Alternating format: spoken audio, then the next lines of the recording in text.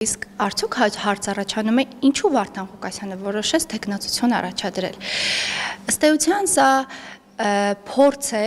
թեկնածուի կողմից այն բոլոր դրվագները, որոնք դատախազությունը ներկայացրել է Գյումրիի ավագանում, այն բոլոր դրվագները ապօրինի գույքի մասով, տասնյակ 200 միլիոն դրամ եւ ավել հասնող գույքի մասին է խոսքը եւ թեկնածուն դուրս գալով ոստիկանական բաժանմունքից անձամբ նշեց, անուղղակիորեն ընդգծեց, ես ուզում եմ մեջբերել իր խոսքերը, հետեւյալն էր, որ ընկել եք իմ հետևից, ունեցվածքիս հետևից, թողեք հանգիստ ապրեմ։ Եվ կարծում շատ պարզ, շատ տրիվիալ մի բանի մասին է խոսում սա, որ թեկնածուն փորձում է այս կերպ փրկել այն, ինչ ապօրինի կերպով ձեռք է բերել իր կառավարման տարիներին։ Նաև ասաց, որ եթե շատ համառեք, վարչապետ է դառնում։ Թող փորձի, գուցե շատ է սիրում Աստծո անունը մեջբերել, գուցե Աստծո օգնությամբ